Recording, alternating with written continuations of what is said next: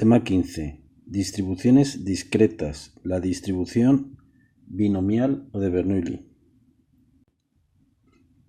Podemos decir que hay dos tipos de distribuciones estadísticas. La primera es la distribución continua.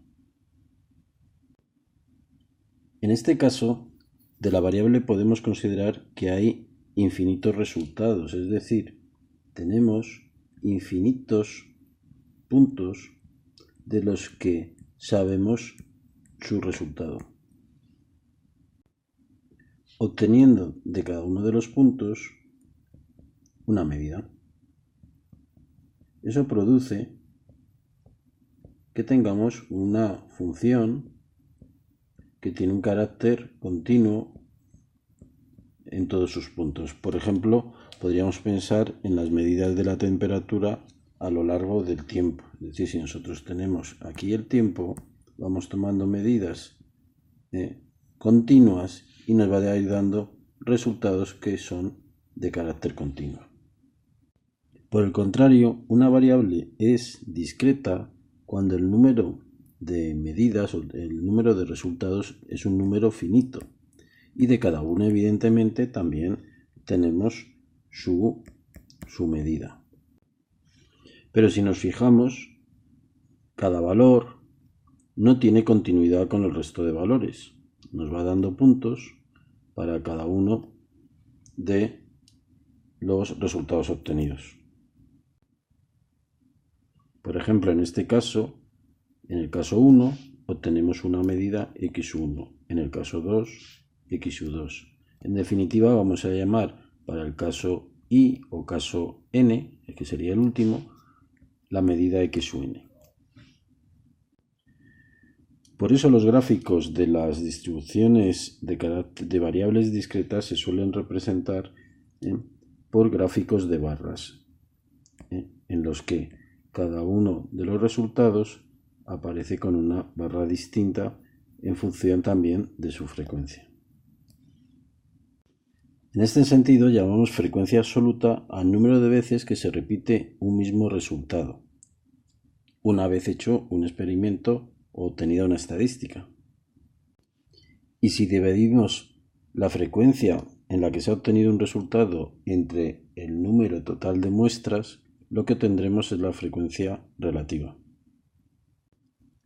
Por ejemplo, si se trata del experimento de lanzar 5 veces una moneda al aire y tenemos que la primera sale cara, la segunda cruz, la tercera cruz, la cuarta cara y la 5 cara, la frecuencia absoluta de que salga cara es 3. La frecuencia de que salga cruz es 2. Sin embargo, la frecuencia relativa de que salga cara será los 3 casos en los que ha salido cara dividido entre el número total de lanzamientos que ha habido, que es lo que llamaríamos n. Eso son 3/5. Y en el caso de la cruz, 2/5. Hay que saber también que la suma de la frecuencia de un caso y de otro caso nos tiene que dar 1. Igual que la suma de las frecuencias absolutas nos tiene que dar n, el número total de veces que se ha lanzado el dado. Entonces, dado que la frecuencia relativa es el de una variable, de un resultado i determinado, es la frecuencia absoluta de ese resultado dividido entre el número total de lanzamientos de dado que hemos hecho en este caso, este concepto es muy similar al que hemos hablado de probabilidad, en el sentido de que es casos favorables dividido entre casos posibles. Por eso vamos a asociar el concepto de frecuencia relativa con el concepto de función de probabilidad y le vamos a llamar la probabilidad de que salga el resultado i. Entonces, si de un experimento o de una estadística hemos obtenido diferentes 7 resultados, en este caso, vamos a llamar media. En este caso le llamaremos a la variable x con una raya encima y le vamos a llamar media que pues al valor de cada uno de los posibles resultados multiplicado por la probabilidad de que salga ese resultado. Lo que hay que tener claro es que este valor que vamos a llamar x medio es un valor que va a estar, por ejemplo, en este caso, pues imaginémonos que el valor intermedio se encuentra aquí.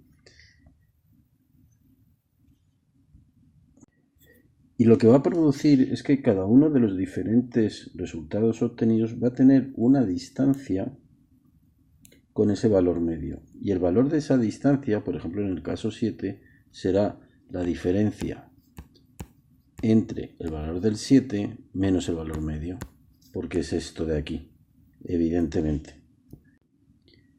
La suma de todas las distancias que se producen a lo largo de este experimento o de estos resultados, las distancias con ese valor medio, es lo que vamos a llamar desviación típica. Lo que ocurre que si estamos restando el valor de cada resultado respecto de la media, puede haber valores que sean positivos y valores que sean negativos. Por eso, a la suma de estas diferencias, es decir, de cada x sub i menos la media, lo que vamos a hacer es elevarlo al cuadrado y hacer la raíz cuadrada para que esto siempre sea positivo. Y a esto le vamos a llamar desviación típica.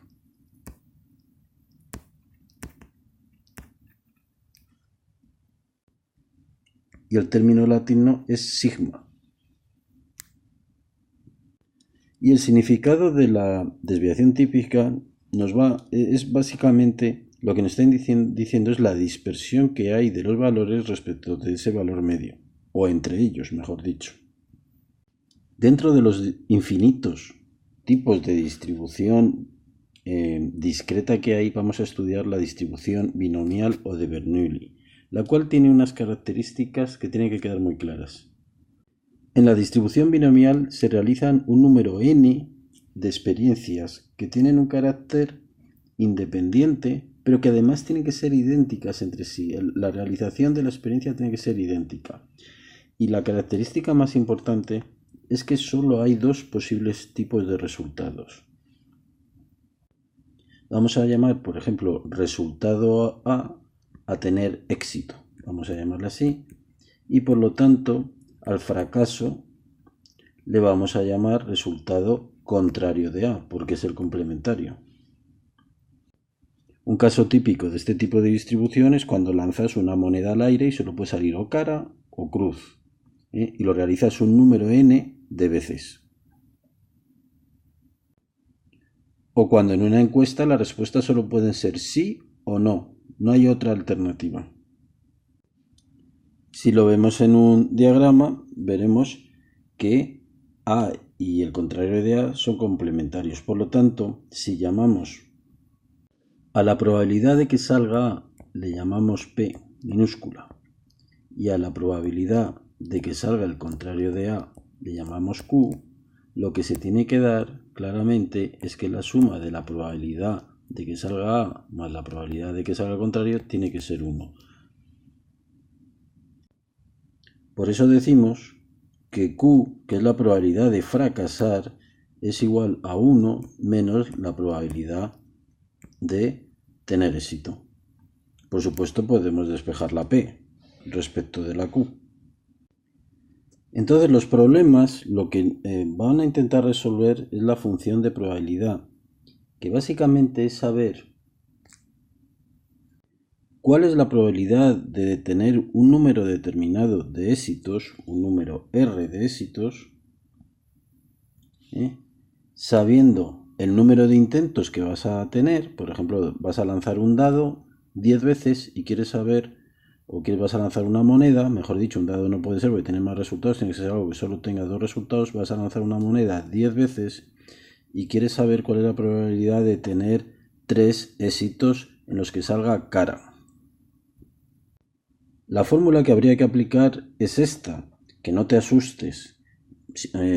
Yo solo por complementar te digo que esto operando es el número combinatorio esto se opera como factorial de n partido por r factorial por n menos r factorial, pero no te asustes porque esto hay una tabla que es la que te va a permitir calcular sin ningún tipo de problemas la probabilidad.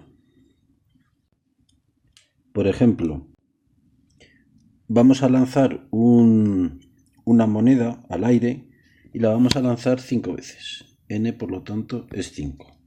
Y queremos saber la probabilidad de que salgan 4 caras. Eso será R.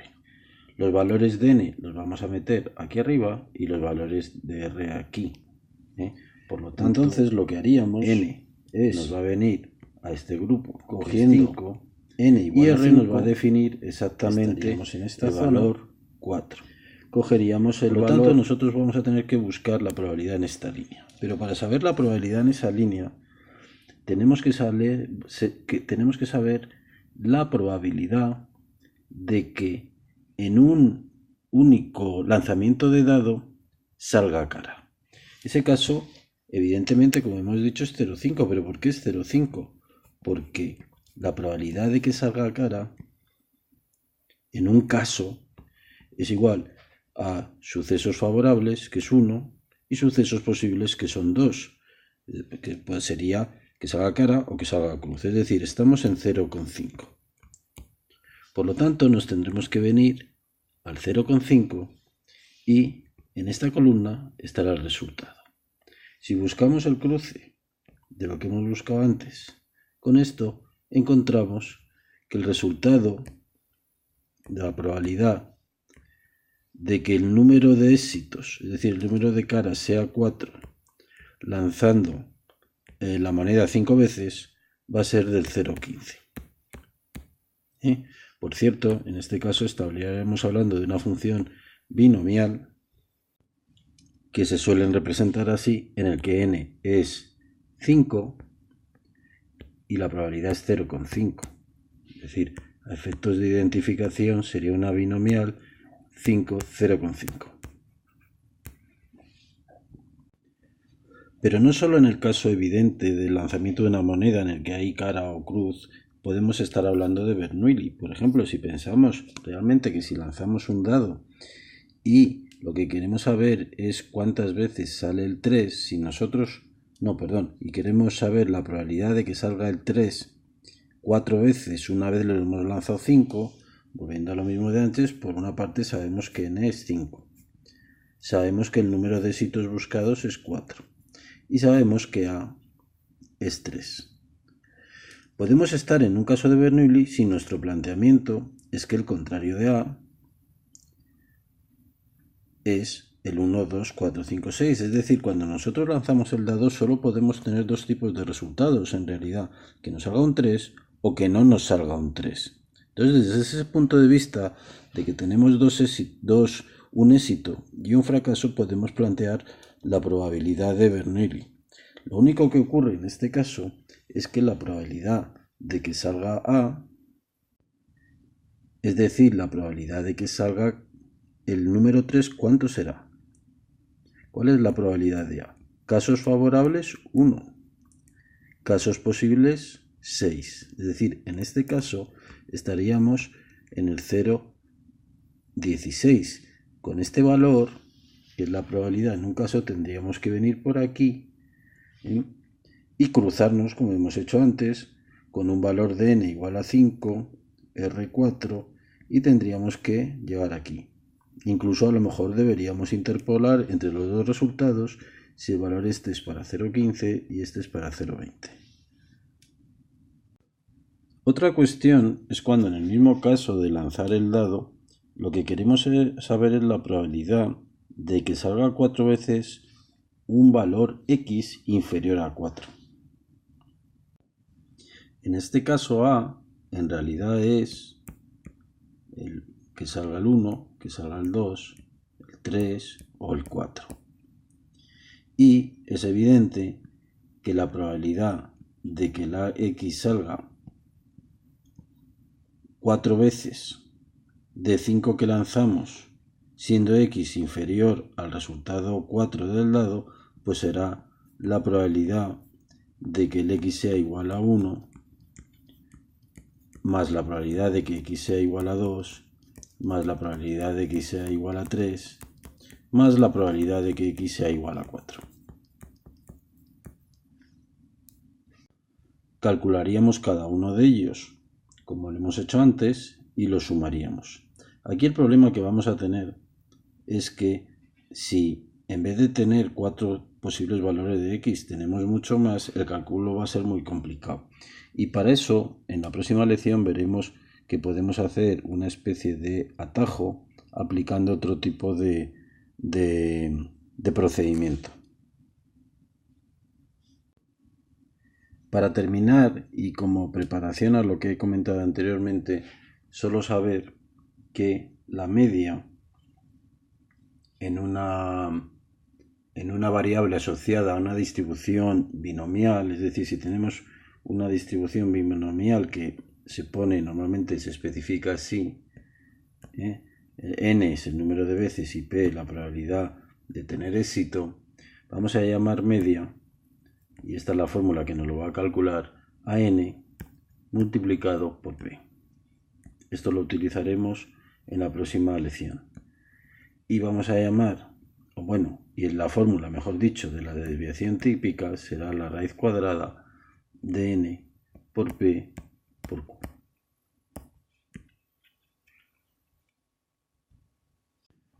Vamos a ver todo esto en un ejemplo. Por ejemplo, nos preguntan cuál es la probabilidad de que en una familia de 6 hijos todos sean varones. Lo primero que nos tenemos que plantear es si estamos en una distribución binomial. Entonces, lo primero que vamos a ver es que si llamamos a ser varón, sí que parece que el resultado contrario es ser mujer, ser hembra, y solo hay dos posibles resultados, el A y el contrario de A. En este caso, n sería los 6 hijos. N sería 6.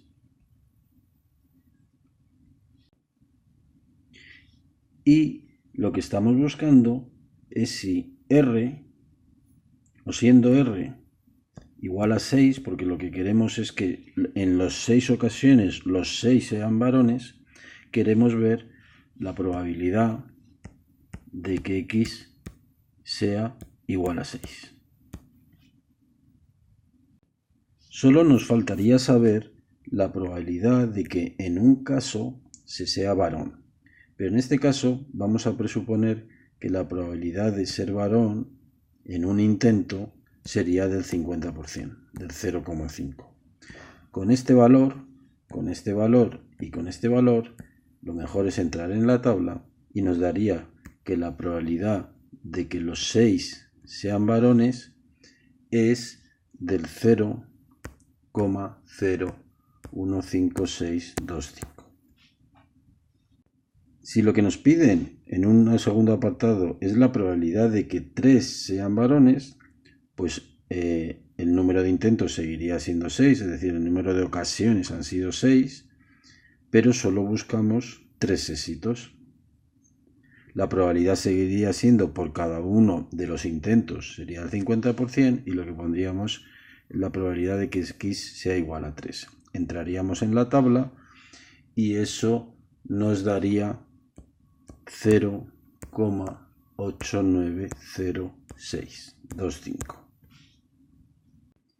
Sin embargo, si nos preguntan la probabilidad de que al menos 2 sean varones, en este caso la x nos valdrá el 2, que sean igual a 2 o que sea mayor que 2. Y en este caso la r nos vale el 2, que haya 2 varones, que haya 3, que haya 4, que haya 5 o que haya 6. Por lo tanto, lo que podríamos hacer es la probabilidad de que x sea igual a 2, haríamos su cálculo, más la probabilidad de que sea igual a 3, más la probabilidad de que sea igual a 4, etcétera, etcétera, hasta la probabilidad de que sea igual a 6. Eso desde un punto de vista. Ya que eso nos lleva a hacer 4 cálculos diferentes y sumarlos, Pero otro planteamiento sería decir, vamos a ver, a mí me puedo ver cuál es la probabilidad de que x sea inferior a 2.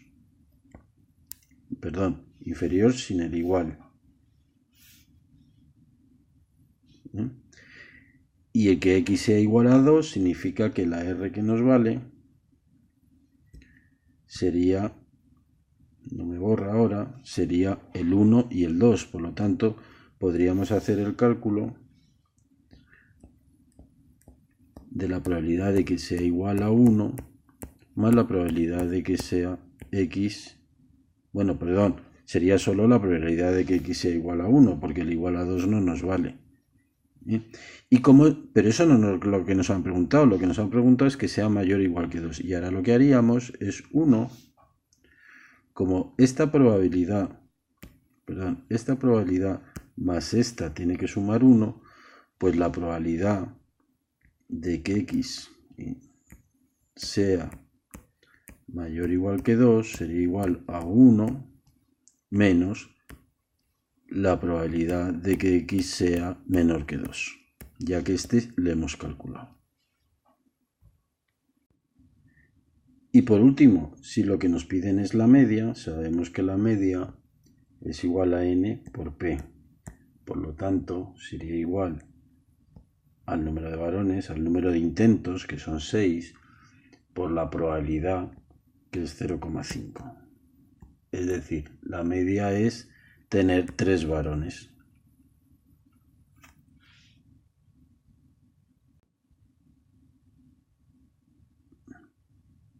Y si nos pidieran la desviación típica, sigma sería la raíz cuadrada de n por p por q. Es decir, la raíz cuadrada de 6 por 0,5 por 0,5. Ya que la probabilidad q, que es la contraria a la p, es decir, 1 menos 0,5, es 0,5.